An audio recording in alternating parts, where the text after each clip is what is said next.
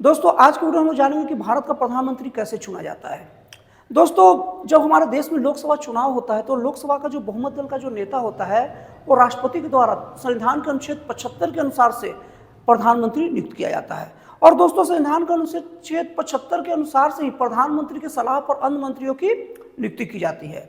और दोस्तों ये जो मंत्री जो नियुक्ति किए जाते हैं राष्ट्रपति द्वारा वो पर्सनली तौर पर राष्ट्रपति के प्रति जवाबदेह होते हैं और प्रधानमंत्री और पूरा का पूरा मंत्रिमंडल सामूहिक तौर पर लोकसभा के प्रति उत्तरदायी होते हैं। ध्यान में रखिएगा, जो भी मंत्रीगण है पर्सनली अगर बात की जाए तो राष्ट्रपति के प्रति जवाबदेह होंगे और सामूहिक तौर पर अगर बात की जाए तो लोकसभा के प्रति जवाबदेह होते हैं। दोस्तों अगर प्रधानमंत्री का कार्यकाल अगर देखा जाए तो प्रधानमंत्री का कार्यकाल 5 वर्षों के लिए होता है, लेकिन जब तक प्रधानमंत्री के पास बहुमत सांसदों का मतलब पूरे सांसदों का जब तक समर्थन प्राप्त है तब तक राष्ट्रपति उसे बर्खास्त नहीं कर सकता। और दोस्तों अगर प्रधानमंत्री बनने की उम्र सीमा की बात की जाए तो वैसे तो संविधान में कोई भी उम्र सीमा का वर्णन नहीं है, लेकिन ये माना जाता है कि जो राष्ट्रपति है वो लोकसभा के सदस्यों को प्रधानमंत्री नियुक्त करता है, तो इसलिए ये माना जा सकता है कि प्रधानमंत्री पद के लिए न्यूनतम आयु 25 वर्ष चाहिए, क्योंकि लोकसभा के जो सदस्य होते हैं उनके लिए न्यूनतम आयु 25 वर्ष निर्धारित है। और दोस्तों जब लोकसभा का बहुमत दल का नेता होने का मतलब ये नहीं कि उसे लोकसभा का सदस्य होना ही चाहिए। अगर वो राज्यसभा का भी सदस्य है या लोकसभा का भी सदस्य है तो भी उसे प्रधानमंत्री राष्ट्रपति द्वारा नियुक्त किया जा सकता, बस उसको बहुमत दल का समर्थन प्राप्त है। और दोस्तों एक चीज और आगे बढ़ के बता दूं, अगर कोई व्यक्ति उस वक्त न ही लोकसभा का सदस्य न ही राज्यसभा का सदस्य और न ही कोई भी पद पर है तो भी उसे प्रधानमंत्री नियुक्त किया जाएगा राष्ट्रपति के द्वारा, अगर लोकसभा में बहुमत दल उसके ओर समर्थन कर दे कि हाँ आप इसे प्रधानमंत्री बनाइए। लेकिन इसमें शर्त यह रहेगी कि 6 महीने के अंदर उसे लोकसभा या राज्यसभा कहीं किसी एक सदन का सदस्य होना अनिवार्य रहेगा, नहीं तो फिर वो प्रधानमंत्री नहीं रहेगा।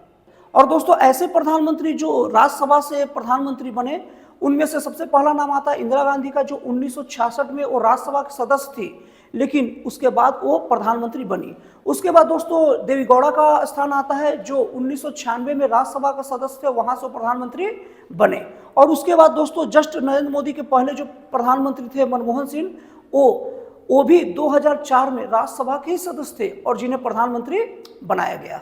और दोस्तों अगर त्याग पत्र की बात हो तो प्रधानमंत्री अपना त्याग पत्र चाहे तो वक्त से पहले राष्ट्रपति को देकर अपने पद से मुक्त हो सकता है।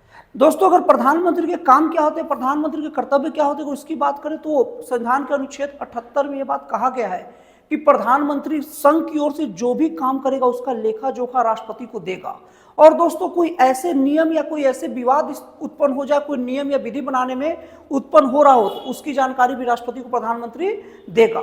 और दोस्तों इसके बाद में अगर राष्ट्रपति कोई जानकारी चाह रहा है, अगर प्रधानमंत्री को वो कहे तो प्रधानमंत्री को जानकारी उनके समक्ष प्रस्तुत करना होगा। ये रहे प्रधानमंत्री के कर्तव्य। दोस्तों इसके अलावा मंत्रिमंडल का जो पदेन अध्यक्ष प्रधानमंत्री होता है, पदेन अध्यक्ष का मतलब क्या है कि उसका अध्यक्ष पद का नियम ही है कि जो प्रधानमंत्री बनेगा अपने आप अध्यक्ष बन जाएगा। उसके अलावा दोस्तों जनसंख्या आयोग का पदेन अध्यक्ष प्रधानमंत्री होता है। दोस्तों इसके अलावा योजना आयोग का भी पदेन अध्यक्ष प्रधानमंत्री होता है। अभी हालांकि योजना आयोग का नाम नरेंद्र मोदी प्रधानमंत्री द्वारा बदल के नीति आयोग कर दिया गया है। और दोस्तों इसके बाद में टोटल समस्त कार्यपालिका का, वैसे तो औपचारिक जो प्रधान राष्ट्रपति होते हैं औपचारिक तौर पर सबसे प्रमुख शक्ति राष्ट्रपति के हाथों में ही रहती है, लेकिन वास्तविक शक्ति प्रधानमंत्री के हाथ में रहती है। पूरे के पूरे देश की पूरी कार्यपालिका का प्रमुख वास्तविक जो शक्तिमान होता है वो कौन होता है? प्रधानमंत्री ही होता है। इसका मतलब दोस्तों ये हुआ कि राष्ट्रपति द्वारा सारे प्रमुख निर्णय, चाहे क्षमादान की बात किया जाए हो, चाहे मंत्रिमंडल का निर्माण की बात हो, चाहे राष्ट्रपति शासन लगाने की बात हो, कोई भी बड़ा निर्णय, किसी देश में युद्ध की घोषणा करना हो या कोई देश से संधि करना हो, जितने जो बड़े बड़े निर्णय होते हैं वो लिए तो राष्ट्रपति के द्वारा जाते हैं, लेकिन सब में मंत्रिमंडल का एक राय महत्वपूर्ण होता है, सलाह महत्वपूर्ण होता है और मंत्रिमंडल की सलाह पर प्रधानमंत्री का सलाह का स्पष्ट छाप होता ही होता है। अब दोस्तों हम लोग बात करते हैं मंत्रिमंडल और मंत्रिपरिषद में अंतर की। दोस्तों आम धारणा यह है और आम लोगों को ऐसा लगता है कि मंत्रिमंडल और मंत्रिपरिषद एक ही चीज होती है, लेकिन दोस्तों मंत्रिमंडल अलग चीज होती है, मंत्रिपरिषद अलग चीज होती है। दोस्तों अगर हम लोग मंत्रिपरिषद की बात की जाए तो मंत्रिपरिषद का वर्णन स्पष्ट रूप से भारतीय संविधान के अनुच्छेद 74 में मूल संविधान में ही था। इसके अंतर्गत पूरा का पूरा प्रधानमंत्री के सहयोग के लिए पूरी की पूरी एक मंत्री परिषद होगी जो सब प्रधानमंत्री को से कार्यों में सहयोग करेगी और इसका अध्यक्ष प्रधानमंत्री ही होगा। जबकि दोस्तों मंत्रिमंडल की व्यवस्था संविधान के 44वें संविधान संशोधन द्वारा 1978 में संविधान का अनुच्छेद 352 के तहत मंत्रिमंडल का पद जोड़ा गया। और दोस्तों जो मंत्रिमंडल होता है वो मंत्री परिषद का एक भाग होता है। जैसे मंत्री परिषद के अंदर राज्य मंत्री, कैबिनेट मंत्री और कई मंत्री होंगे, लेकिन मंत्रिमंडल खुद एक मंत्री परिषद का एक भाग होता है। दोस्तों मंत्रिमंडल ऐसा समझ लीजिए कि प्रधानमंत्री का एकदम खास होता है। कई लोग इसे सुपर कैबिनेट भी बोलते हैं, जबकि ऐसा नहीं है। मतलब प्रधानमंत्री का डायरेक्ट जो खास जो मंत्री जो रहेंगे ना, वो मंत्रिमंडल के अंतर्गत आते हैं, जिसे कैबिनेट कहते हैं। दोस्तों अगर मंत्री परिषद की संख्या की बात करें तो वैसे तो हमारे मूल संविधान में मंत्री परिषद की संख्या का स्पष्ट उल्लेख नहीं था, लेकिन हमारे संविधान के 91वें संविधान संशोधन 2003 के द्वारा ये प्रावधान कर दिया गया कि कहीं भी चाहे केंद्र सरकार हो या राज्य सरकार हो, मंत्री परिषद में सदस्यों की संख्या पूरे के पूरे जितने भी वो सदन में मौजूद सदस्य उनके 15% से ज़्यादा नहीं होंगे।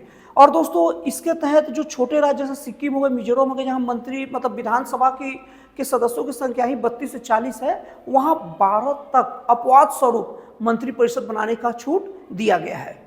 और दोस्तों अगर मंत्री परिषद का विशेषाधिकार की बात किया जाए, विशेषाधिकार का मतलब क्या है? मंत्री परिषद जो सदस्य होंगे वो लोकसभा के सदस्य में से ही होंगे, लेकिन ऐसे अधिकार जो लोकसभा के सदस्यों को प्राप्त नहीं है। सबसे पहला मंत्री परिषद के सदस्यों का ये अधिकार रहेगा कि चाहे वो लोकसभा से मंत्री बने हो या राज्यसभा से। दोस्तों आप लोगों को बता दूं, जिस तरीके से जो प्रधानमंत्री होते हैं वो लोकसभा या राज्यसभा किसी एक जगह से चुने जा सकते हैं, उसी तरह से जो मंत्री परिषद के सदस्य होते हैं वो भी चाहे तो लोकसभा से आ सकते हैं, चाहे तो राज्यसभा से आ सकते हैं।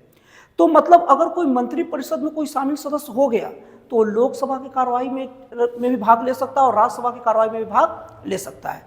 और दोस्तों ऐसा कोई भी प्रावधान हो जो लोकसभा या राज्यसभा के सदस्यों के लिए हो, वो सबका लाभ ले सकता है।